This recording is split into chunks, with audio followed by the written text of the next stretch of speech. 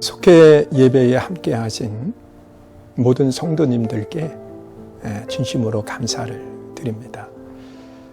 오늘도 하나님의 영광 받으시는 귀한 시간이 되시기를 축원합니다.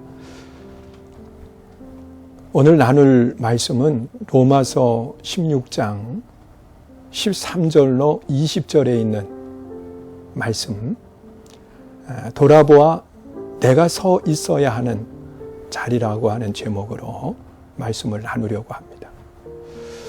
사람은 세상을 살아가면서 각각의 자리가 있습니다.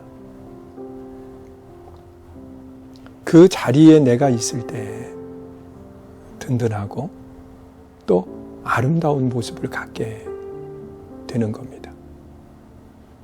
내가 있어야 자리를 떠나면 평안함도 깨어지게 되어 있어요. 우리 가정에서도 보면 남편의 자리, 아내의 자리, 자녀들의 자리가 있습니다. 남편의 자리에 남편이 있을 때 그 가정은 든든한 겁니다. 어머니의 자리에 어머니가 있을 때 그 안에서 평안함과 안락함을 누리게 되는 거지요. 자녀들이 있어야 되는 그 자리에 자녀가 있을 때 소망이 되는 거고 또 비전이 되는 겁니다. 이와 같이 자리가 중요해요. 교회에서도 마찬가지예요. 목회자의 자리, 장로님들의 자리, 권사님, 집사님, 성도님들의 자리가 있는 겁니다. 그거는 교회 어디에 앉으라고 하는 것이 아니라 내 위치 속에서 내가 하나님이 기뻐하는 일을 행하는 것. 이것이 자리를 잘 돌아보는 사람들의 모습이지요. 사도 바울은 본문에 나타나 있는 말씀을 보면 그의 사역 가운데서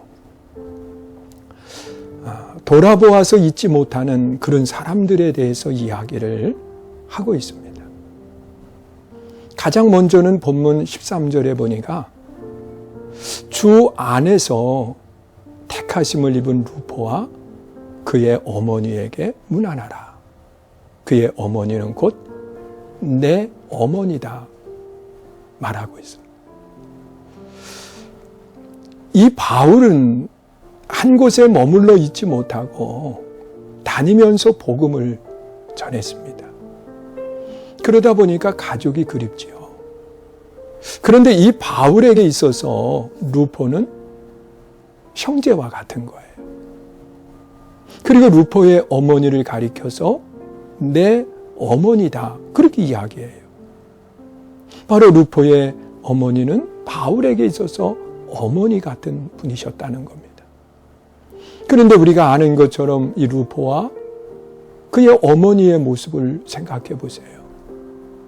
그들은 많이 가진 사람들이 아니에요. 그들은 당시에 높은 지위를 가진 사람들이 아니에요. 이 루포의 아버지이면서 그의 어머니의 남편인 그 사람은 누구냐? 구레네에 살고 있는 시몬입니다. 예수님의 십자가를 지고 골고다 언덕을 오르실 때 예수님의 십자가를 대신 졌던 사람이 바로 이 구레네 시몬이에요. 그런데 이 예수님의 십자가를 질 당시에 예수님이 졌던 십자가는 피투성이가 돼 있고 땀범벅이 돼 있고 그리고 그 땀과 피 후에 먼지들이 묻어서 누가 봐도 참 저걸 진다고 하는 것이 결코 기쁨이 되지를 못하지요. 그런데 예수님이 십자가를 지고 오르실 때 이 로마 병정들이 구레네에서 온 시몬을 데려다가 억지로 그 십자가를 지게 합니다. 그런데 이 십자가를 지게 할 때 로마 병정들이 무엇을 봤을까요? 그 외적으로 점잖고 세마포 옷을 입었다든지 이런 사람에게 십자가를 지라고 얘기했을까요? 그건 아니었을 거예요.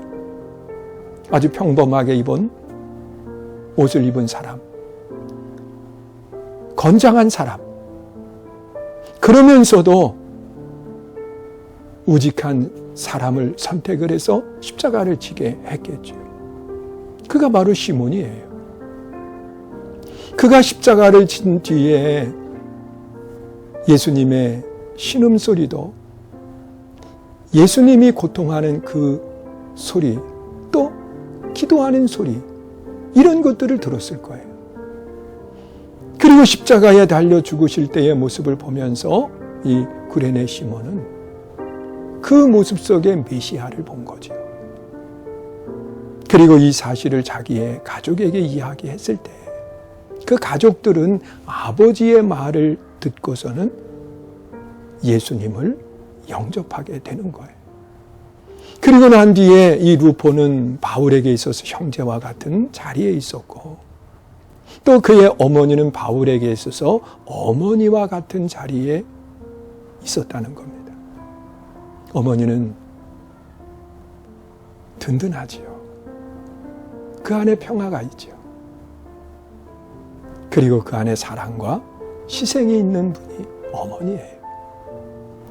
바로 교회는 이 바울에게 있어서 형제와 같은 사람, 어머니와 같은 사람, 아버지처럼 든든한 사람이 있어야 돼요. 그 자리에 누군가 있어야 되는데, 오늘 이 자리에 함께 하신 모든 분들이 그 가족의 자리에 있을 수 있는 좋은 믿음의 성도 되시기를 축원합니다.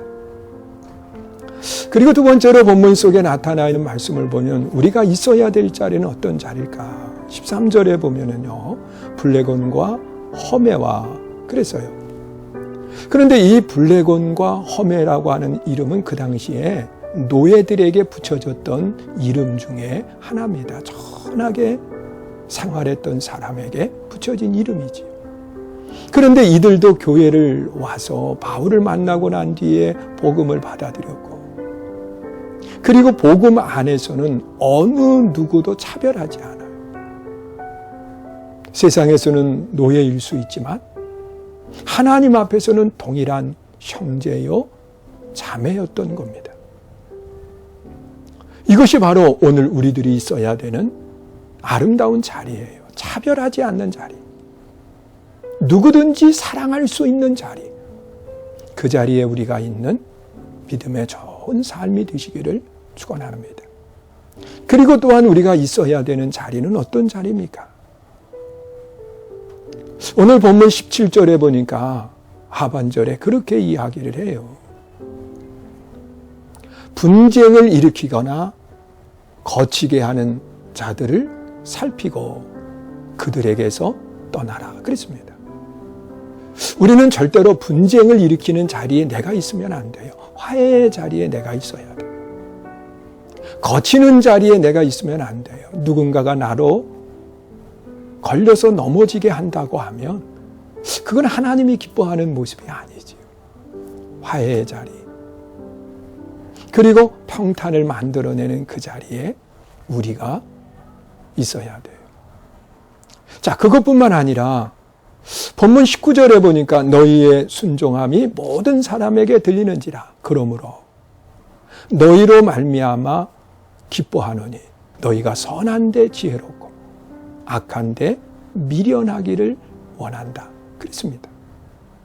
우리는 선한 데에는 지혜로워서 그 선을 모든 사람들이 누리게 할 수 있는 자리에 있어야 되고, 이 악한 데에는 미련해서 그 악이 나에게만 오면 끝날 수 있는, 더 이상 누구에게도 나아가지 않게 하는 아름다운 자리가 내가 있어야 되는 자리인 거예요.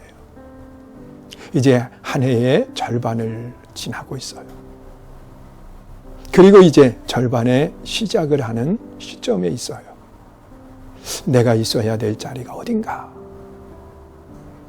어머니와 같은 자리에 내가 있어야 돼. 차별하지 않는, 누구든지 동일하게 생각하는 그 자리에 내가 있어야 돼요. 분쟁이나 거치는 자리가 아닌 화해의 자리, 하나 되게 하는 그 자리에 내가 있어야 되고, 선을 이루게 하는 지혜로운 자리에 우리가 있어야 되는 거예요. 이 아름다운 믿음이 우리 모두의 믿음이 될 수 있기를 주의 이름으로 축원합니다. 감사합니다. 우리 다음 주 맥주 감사 주일로 지킵니다. 첫 열매로 하나님께 영광을 돌리는 좋은 믿음의 성도들이 되시기를 축원합니다. 감사합니다. 승리하세요.